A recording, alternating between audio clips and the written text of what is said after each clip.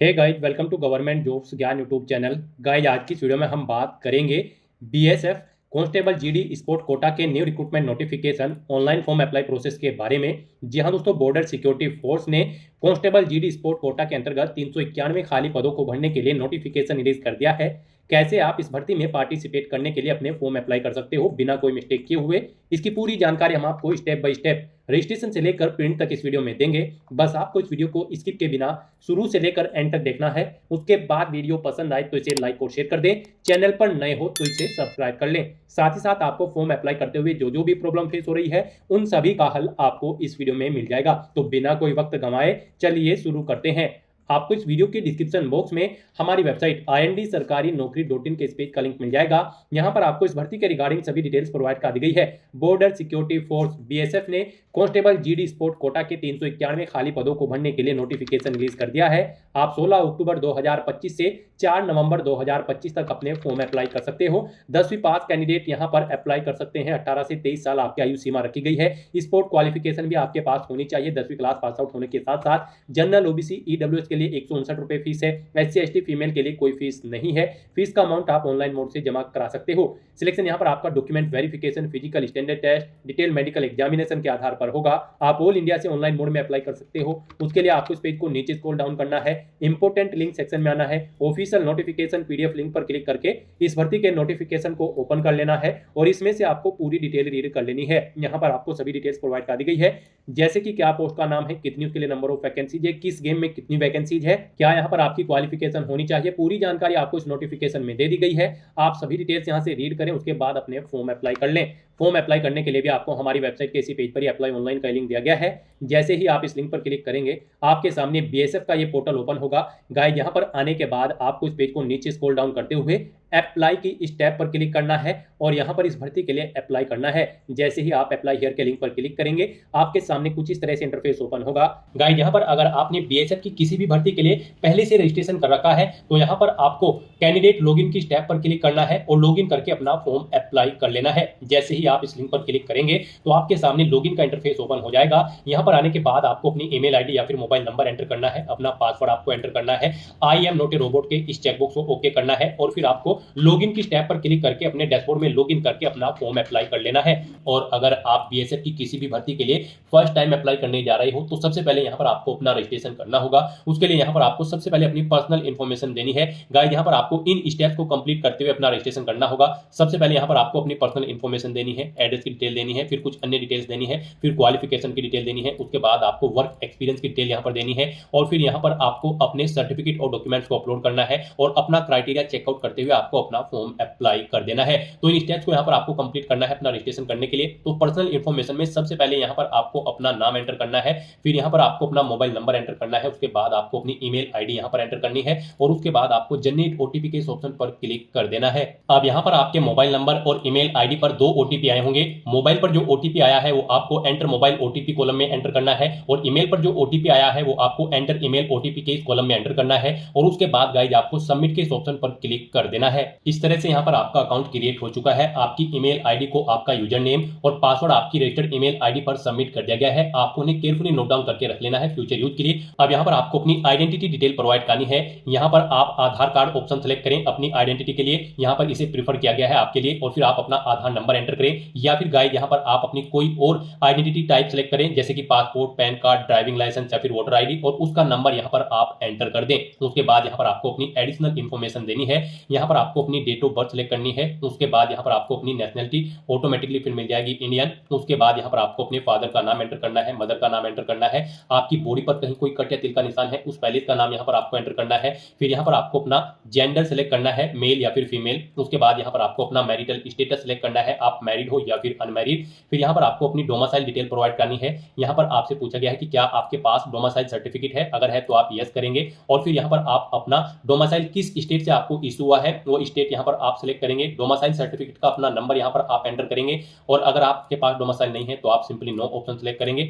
उसके बाद यहाँ पर आपको अपनी कैटेगरी की डिटेल प्रोवाइड करनी है। यहाँ पर आपको आपको सबसे पहले अपना रिलीजन सेलेक्ट कर लेना है। फिर यहाँ पर आपको अपनी कैटेगरी सेलेक्ट करनी है, SC, ST, OBC, EWS या फिर अनरिजर्व, आप अपने अकॉर्डिंग ऑप्शन सेलेक्ट करें। अगर आप रिजर्व कैटेगरी के अंतर्गत आते हैं तो फिर यहाँ पर आपको अपना रिजर्व कैटेगरी का यानी कि कास्ट सर्टिफिकेट नंबर देना है, वो आपको किस स्टेट से इशू हुआ है वो स्टेट यहाँ पर आपको सेलेक्ट कर लेना है। उसके बाद यहाँ पर आपको डिस्ट्रिक्ट सेलेक्ट करना है। उसके बाद यहाँ पर आपको अपना इशूइंग अथॉरिटी, आपको किसने जारी किया है ये आपका प्रमाण पत्र, उस अथॉरिटी का नाम यहाँ पर आपको सिलेक्ट करना है। वो यहाँ पर डिस्ट्रिक्ट मैजिस्ट्रेट है, सिटी मैजिस्ट्रेट या फिर कलेक्टर, आप अपने अकॉर्डिंग ऑप्शन सेलेक्ट करें। फिर यहाँ पर प्रमाण पत्र जारी करने की तिथि आप सेलेक्ट करें। फिर यहाँ पर आपको भर्ती का तरीका, मोड ऑफ रिक्रूटमेंट सेलेक्ट करना है। अगर आप ESM कैंडिडेट हैं, एक्स सर्विसमैन, आप सिलेक्ट करेंगे। गवर्नमेंट एम्प्लॉय है तो गवर्नमेंट एम्प्लॉय ऑप्शन सेलेक्ट करेंगे। BSF के डिपार्टमेंटल कैंडिडेट हैं तो ये ऑप्शन सेलेक्ट करेंगे। और इनमें से अगर आप नहीं है तो फिर यहाँ पर आपको direct entry DE option select करना है। फिर यहाँ पर आपको अपनी रिजर्वेशन के लिए सब कैटेगरी की डिटेल देनी है। यहाँ पर आपसे पूछा गया कि क्या आप EX सर्विसमैन कैंडिडेट है, यहाँ पर आपको नो ही ऑप्शन सेलेक्ट होगा। अगर यहाँ पर आपने मोड ऑफ रिक्रूटमेंट में डायरेक्ट एंट्री ऑप्शन सेलेक्ट किया है, और अगर यहाँ पर आप EX सर्विसमैन या फिर गवर्नमेंट एम्प्लॉय या फिर BSF डिपार्टमेंटल ऑप्शन सेलेक्ट करेंगे तो यहाँ पर आपको येस या नो ऑप्शन सेलेक्ट होंगे। फिर आप येस करके अपनी डिटेल्स यहाँ पर प्रोवाइड कर सकते हैं अपनी सर्विस की, और डिपार्टमेंटल में भी आपको येस ऑप्शन सेलेक्ट हो जाएगा अगर यहाँ पर आप डिपार्टमेंटल कैंडिडेट होंगे। फिर यहाँ पर आपको अपनी डिटेल प्रोवाइड करनी होगी सर्विस की। नहीं तो यहाँ पर अगर आप डायरेक्टली एंट्री ले रहे हैं तो यहाँ पर आपको नो ही ऑप्शन शो होंगे। इस तरह से अपनी सभी डिटेल्स फिल करने के बाद फिर आपको सेव एंड नेक्स्ट इस ऑप्शन पर क्लिक कर देना है। नेक्स्ट यहाँ पर आपको अपने एड्रेस की डिटेल देनी है। यहाँ पर आपको अपना परमानेंट एड्रेस एंटर करना है। उसके बाद आपको अपना कोरोस्पोंडेंस एड्रेस एंटर करना है, और अगर आपका कोरोस्पोंडेंस एड्रेस आपके परमानेंट एड्रेस के अकॉर्डिंग सेम है तो यहाँ पर आप सेम एज परमानेंट एड्रेस के चेकबॉक्स को ओके कर देंगे। ऑटोमेटिकली आपका कोरोस्पोंडेंस एड्रेस आपके परमानेंट एड्रेस के अकॉर्डिंग फिल हो जाएगा। और उसके बाद फिर गाइस आपको इस पेज को नीचे स्क्रॉल डाउन करते हुए सेव एंड नेक्स्ट इस ऑप्शन पर क्लिक कर देना है। नेक्स्ट आपके सामने कुछ इस तरह से इंटरफेस शो होगा। अब यहाँ पर आपको अपनी कुछ अन्य और डिटेल्स प्रोवाइड करनी है। यहाँ पर आपसे पूछा गया कि क्या आपके पास NCC का C प्रमाण पत्र है, अगर है तो आप यस करेंगे। फिर आपसे पूछा गया कि क्या आपके पास A सर्टिफिकेट भी है NCC का, अगर है तो आप यस करेंगे। और फिर उसकी डेट यहाँ पर आप सिलेक्ट कर लेंगे। यहाँ पर आप सिलेक्ट करें किस डेट को आपका प्रमाण पत्र आपको इशू हुआ है। उसके बाद यहाँ पर आपसे पूछा गया कि क्या आपके पास B सर्टिफिकेट भी है, अगर है तो यस करें और उसकी डेट भी यहाँ पर आप सिलेक्ट कर लें। फिर आपसे पूछा गया कि क्या आपके पास C सर्टिफिकेट भी है NCC का, अगर है तो आप यस करें और उसे प्राप्त करने की डेट भी यहाँ पर आप सिलेक्ट कर लें। और गाइस अगर आपके पास NCC का C प्रमाण पत्र नहीं है तो सिंपली यहाँ पर आप नो ऑप्शन सिलेक्ट करेंगे। फिर आगे की डिटेल आपको नहीं देनी होगी। उसके बाद आपसे पूछा गया है कि क्या आपके पास कोई स्पोर्ट अचीवमेंट, खेल की उपलब्धि है, अगर है तो आप यस करें और फिर उसकी डिटेल यहाँ पर आप प्रोवाइड कराएं। जैसे कि यहाँ पर आपसे पूछा गया है आपके पास कौन कौन सी खेल की उपलब्धि है, यहाँ पर आप सिलेक्ट करें किस गेम में आपके पास उपलब्धि है, boxing, judo, swimming, kabaddi, water sport, wushu या फिर जिम्नास्टिक। आप अपने अकॉर्डिंग यहाँ पर ऑप्शन सिलेक्ट करें। यहाँ पर आप बताएं आपने इंटरनेशनल लेवल पर खेला है ये गेम, या फिर नेशनल लेवल पर, या फिर all India inter university tournament, या फिर नेशनल गेम्स, या फिर स्पोर्ट्स फॉर स्कूल। आप अपने अकॉर्डिंग यहाँ पर ऑप्शन सेलेक्ट करें। उसके बाद यहाँ पर आपसे पूछा गया है आपको क्या एक से ज्यादा खेल में उपलब्धि प्राप्त है, तो दूसरा खेल यहाँ पर आपको सिलेक्ट कर लेना है। उसके बाद उसकी डिटेल भी आपको देनी है, आपने उसे नेशनल, इंटरनेशनल या फिर स्कूल लेवल, जिस भी लेवल पर खेला है आप अपने अकॉर्डिंग ऑप्शन सेलेक्ट कर ले। फिर यहाँ पर आपको अपने फिजिकल स्टैंडर्ड की डिटेल प्रोवाइड करनी है। यहाँ पर आपको अपनी हाइट सेंटीमीटर में एंटर करनी है। फिर यहाँ पर आपको अपनी चेस्ट एंटर करनी है, आपकी चेस्ट कितनी है, ये केवल मेल कैंडिडेट को यहाँ पर एंटर करना होगा। उसके बाद यहाँ पर आपको अपना वजन किलोग्राम में एंटर करना है, कितने किलो वजन आपका है। फिर यहाँ पर आपसे पूछा गया कि क्या आपके ऊपर कोई क्रिमिनल केस चल रहा है, अगर चल रहा है तो आप यस करेंगे। और फिर आपसे पूछा गया कि क्या उसकी प्रोसीडिंग कंप्लीट हो चुकी है, अगर हो चुकी है तो यस करें, नहीं तो नो ऑप्शन सेलेक्ट करें। उसकी डिटेल यहाँ पर आप प्रोवाइड कराएं। और अगर आपके ऊपर कोई क्रिमिनल केस नहीं है तो सिंपली यहाँ पर आप नो ऑप्शन सेलेक्ट करेंगे। इस तरह से अपनी डिटेल्स यहाँ पर फिल करने के बाद फिर गाइस आपको सेव एंड नेक्स्ट के ऑप्शन पर क्लिक कर देना है। नेक्स्ट यहाँ पर आपको अपनी क्वालिफिकेशन की डिटेल प्रोवाइड करनी है। सबसे पहले यहाँ पर आपको अपनी क्वालिफिकेशन का टाइप सेलेक्ट करना है। यहाँ पर आपने जो भी क्वालिफिकेशन की है, जैसे कि 10वीं क्लास, 12वीं class, diploma, graduate, post graduate, यहाँ पर आपने जो भी अपनी हायर क्वालिफिकेशन की हुई है उस तक की सभी डिटेल्स आपको वन बाय वन करके यहाँ पर सिलेक्ट करके उसे ऐड कर देना है। जैसे कि सबसे पहले यहाँ पर आपको अपनी 10वीं क्लास की डिटेल प्रोवाइड करनी होगी। उसके बाद यहाँ पर आपको अपना सर्टिफिकेट नंबर देना होगा 10वीं क्लास का। फिर यहाँ पर आपको पासिंग ईयर सेलेक्ट करना है, कब आपने अपनी 10वीं क्लास पास आउट की है। उसके बाद गाइस यहाँ पर आपको स्टेट सेलेक्ट करना है, जिस स्टेट से आपने अपनी 10वीं क्लास पास आउट की है। फिर यहाँ पर आपको बोर्ड या यूनिवर्सिटी का नाम सेलेक्ट करना है जिससे आपने अपनी क्वालिफिकेशन पास आउट की है। और उसके बाद गाइस यहाँ पर आपको ऐड के इस ऑप्शन पर क्लिक करते हुए अपनी क्वालिफिकेशन की डिटेल ऐड कर देनी है। इस तरह से यहाँ पर आपकी क्वालिफिकेशन ऐड हो जाएगी। इसे अगर आप एडिट करना चाहते हैं तो पेंसिल के ऑप्शन पर क्लिक करके एडिट कर सकते हैं, डिलीट करना चाहते हैं तो आप डिलीट कर सकते हैं। तो इस तरह से यहाँ पर आपको वन बाय वन करके आपको अपनी हायर क्वालिफिकेशन तक की सभी क्वालिफिकेशन की डिटेल यहाँ पर प्रोवाइड कर देनी है। जैसे कि 10वीं के बाद 12वीं अगर आपने की है तो 12वीं की डिटेल, 12वीं के बाद आपने ग्रेजुएशन, पोस्ट ग्रेजुएशन, कोई डिप्लोमा, PhD, MPhil जो भी डिग्री आपने की हुई है वो यहाँ पर आप सिलेक्ट करें और वन बाय वन करके ऐसे ही यहाँ पर आप अपनी हाईएस्ट क्वालिफिकेशन तक की डिटेल्स ऐड कर दें। और इस तरह से यहाँ पर अपनी सभी क्वालिफिकेशन ऐड करने के बाद गाइस फिर आपको नेक्स्ट के इस ऑप्शन पर क्लिक कर देना है। नेक्स्ट यहाँ पर आपको अपने एक्सपीरियंस की डिटेल प्रोवाइड करनी है। यहाँ पर आपसे पूछा गया है कि क्या आप एम्प्लॉय एम्प्लॉय हैं, अगर हैं तो आप यस करेंगे और फिर उसकी डिटेल यहाँ पर आप प्रोवाइड कराएंगे। जैसे कि यहाँ पर आप प्रेजेंट में हैं या फिर पास्ट में एम्प्लॉय थे, आप अपने अकॉर्डिंग ऑप्शन सेलेक्ट करें। फिर यहाँ पर आपसे पूछा गया है आपके एक्सपीरियंस का टाइप, अनुभव का प्रकार, आपको किस सेक्टर में है, यहाँ पर आप अपने अकॉर्डिंग ऑप्शन सेलेक्ट कर ले। फिर यहाँ पर आपको बताना है कि क्या यहाँ पर आपकी सेवा का प्रकार था, यहाँ पर आप सेंट्रल गवर्नमेंट के थे या फिर उत्तराखंड स्टेट या फिर अदर स्टेट या फिर कांस्टेबल या फिर हेड कांस्टेबल की पोस्ट पर आपको अपना एम्प्लॉयर टाइप सेलेक्ट कर लेना है। उसके बाद आपको नेचर ऑफ एम्प्लॉयमेंट यहाँ पर सेलेक्ट करना है, आप परमानेंट थे, टेम्पररी या फिर कॉन्ट्रेक्चुअल बेस पर। फिर किस डेट से किस डेट तक आप थे, अगर आप पास्ट में जॉब कर रहे थे, अगर आप प्रेजेंट में कर रहे होंगे तो फिर यहाँ पर आपको बताना होगा कब आपने ज्वाइन किया था। उसके बाद आपको अपनी पोस्ट का नाम देना है, जिस पोस्ट पर आप कार्यरत थे, इंस्टीट्यूट, डिपार्टमेंट या फिर ऑर्गेनाइजेशन का नाम देना है जिसमें आप कार्यरत थे। और उसके बाद गाइज आपको सेव के इस ऑप्शन पर क्लिक करके अपनी एक्सपीरियंस की डिटेल यहाँ पर ऐड कर देनी है। यहाँ पर आपको आपके एक्सपीरियंस की डिटेल शो हो जाएगी। और अगर आपको एक से ज्यादा जगह वर्किंग एक्सपीरियंस है, फिर आप दोबारा से यहाँ पर ये सभी डिटेल्स प्रोवाइड करते हुए अपने एक्सपीरियंस की डिटेल सेव के ऑप्शन पर क्लिक करते हुए यहाँ पर सेव कर दें। 1 बाय 1 करके यहाँ पर ऐड हो जाएंगे आपके एक्सपीरियंस की डिटेल। और फिर गाइज यहाँ पर आपको सेव एंड नेक्स्ट के इस ऑप्शन पर क्लिक कर देना है। और गाइज अगर आपको एक्सपीरियंस नहीं है तो सिंपली यहाँ पर आप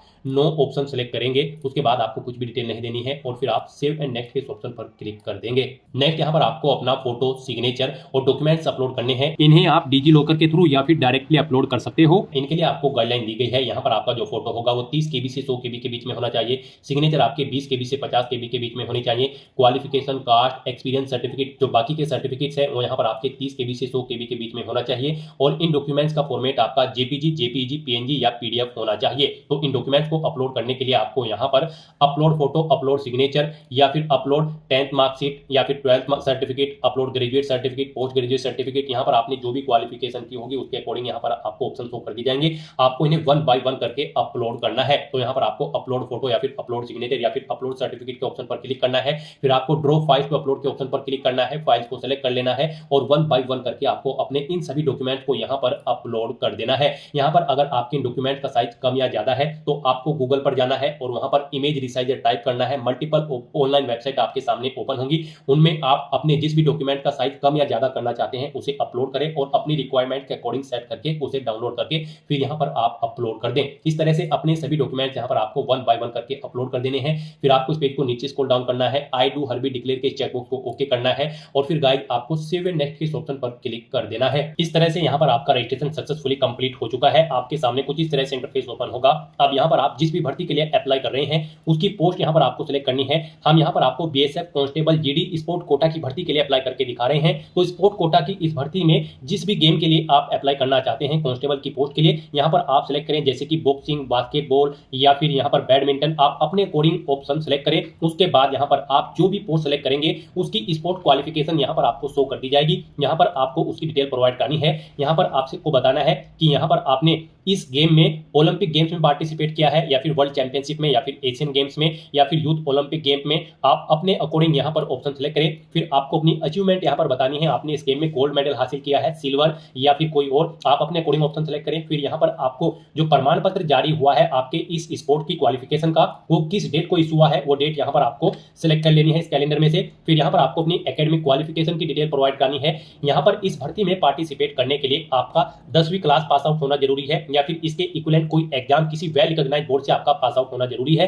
तो यहाँ पर आपसे पूछा गया है कि क्या आपने 10वीं क्लास पास आउट की है या फिर इसके इक्विवेलेंट कोई एग्जाम किसी रिकॉग्नाइज्ड बोर्ड से। तो यहाँ पर आपको यस ऑप्शन सेलेक्ट करना है। उसके बाद यहाँ पर आपको अपना स्पोर्ट डॉक्यूमेंट अपलोड करना है। यहाँ पर आपके पास जो भी स्पोर्ट का सर्टिफिकेट है, आपने जो ऊपर गेम सेलेक्ट किया है उसका जो भी आपके पास सर्टिफिकेट है वो यहाँ पर आपको अपलोड करना है। उसके लिए आपको अपलोड स्पोर्ट डॉक्यूमेंट के ऑप्शन पर क्लिक करना है। फिर आपको ड्रॉ फाइल के ऑप्शन पर क्लिक करना है और फाइल को सिलेक्ट करके यहाँ पर उसे अपलोड कर देना है। यहाँ पर आपकी फाइल JPG, JPEG या फिर PDF फॉर्मेट में हो सकती है। यहाँ पर आप चेकआउट कर सकते हो किस स्पोर्ट के लिए क्या डॉक्यूमेंट रिक्वायर्ड है, वो आप ऑफिशियल नोटिफिकेशन में से चेकआउट कर सकते हो कि किस गेम पर अप्लाई करने के लिए क्या यहाँ पर आपका सर्टिफिकेट या फिर क्वालिफिकेशन जो स्पोर्ट क्वालिफिकेशन है वो रिक्वायर्ड है, वो यहाँ से आप चेकआउट कर सकते हो। उसके बाद यहाँ पर आपको अपना एनेक्जर 7 का फॉर्म अपलोड करना है। यहाँ पर आपको आपके स्पोर्ट के अकॉर्डिंग किसी भी एनेक्जर का फॉर्म अपलोड करने के लिए कहा जाएगा। आप ऑफिशियल नोटिफिकेशन में से चेकआउट कर सकते हो। यहाँ पर सभी एनेक्जर के फॉर्म प्रोवाइड कराए गए हैं। अलग अलग गेम के लिए यहाँ पर अलग अलग फॉर्म है। यहाँ पर आपको इन्हें डाउनलोड करना है और इस फॉर्म को फिल करने के बाद फिर आपको इसे अपलोड करना है। यहाँ पर आपका ये फॉर्म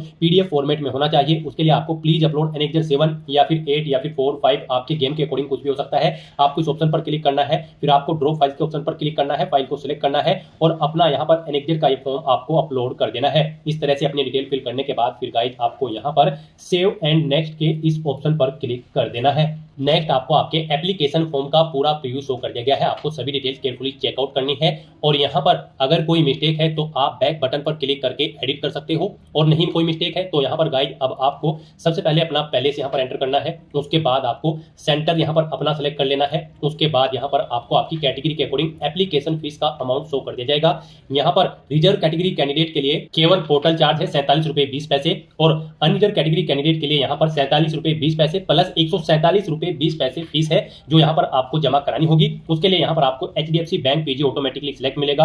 अब यहाँ पर आपको आई हरबी डिक्लेयर के इस चेकबॉक्स को ओके करना है और फिर आपको पे नाउ के इस ऑप्शन पर क्लिक कर देना है। नेक्स्ट आपके सामने ये पॉपअप शो होगा। अब आपको दोबारा से एग्री एंड पे के इस ऑप्शन पर क्लिक कर देना है। नेक्स्ट आपके सामने फीस पेमेंट का इंटरफेस ओपन हो जाएगा। अब गाइड यहाँ पर आप debit card, credit card, net banking, wallet, cash card या फिर यूपीआई के माध्यम से अपना फीस पेमेंट कर सकते हो। यहाँ पर यूपीआई आपके लिए बेस्ट ऑप्शन रहेगा। आप यूपीआई के ऑप्शन पर क्लिक करें, यहाँ पर आप अपनी यूपीआई आईडी एंटर करें या फिर अपना मोबाइल नंबर एंटर करें और पे नाउ के इस ऑप्शन पर क्लिक करते हुए अपना फीस पेमेंट कर दें, या फिर आप क्यूआर कोड के थ्रू भी अपना फीस पेमेंट कर सकते हैं। आप जनरेट क्यूआर के ऑप्शन पर क्लिक करें, ये क्यूआर कोड आपको शो होगा, आप इसे अपने यूपीआई से स्कैन करें और अपना फीस पेमेंट कर दें। सक्सेसफुली फीस पेमेंट करने के बाद यहाँ पर आपके सामने मैसेज शो हो जाएगा, आपका फीस पेमेंट यहाँ पर सक्सेसफुली कंप्लीट हो चुका है। अब यहाँ पर आप प्रिंट के इस ऑप्शन पर क्लिक करते हुए अपने एप्लीकेशन फॉर्म का एक हार्ड कॉपी प्रिंट आउट ले सकते हैं फ्यूचर यूज के लिए, फ्यूचर रेफरेंस के लिए। और उसके बाद गाइस यहाँ पर आपको बैक टू होम के इस ऑप्शन पर क्लिक करना है, फिर आपको आपके डैशबोर्ड में डायरेक्ट कर दिया जाएगा। यहाँ से आप चेकआउट कर सकते हो, आपका फॉर्म था वो सक्सेसफुली यहाँ पर सबमिट हो चुका है। एप्लीकेशन स्टेटस में आपको सबमिटेड ऑप्शन शो कर दिया जाएगा। यहाँ पर आप अपनी एप्लीकेशन फीस का पेमेंट भी कर चुके हो, उसके लिए आपको पेड ऑप्शन यहाँ पर शो कर दिया जाएगा, यानी कि आप इस भर्ती के लिए सक्सेसफुली अपना फॉर्म अप्लाई कर चुके हो। तो दोस्तों ऐसे आप BSF स्पोर्ट कोटा की इस भर्ती के लिए अपने फॉर्म अप्लाई कर सकते हो बिना कोई मिस्टेक किए हुए। आज की इस वीडियो में बस इतना ही। आई होप ये वीडियो आपको पसंद आई होगी। अगर पसंद आई हो तो इसे लाइक और शेयर करें, चैनल पर नए हो तो इसे सब्सक्राइब कर लें। Thanks for watching.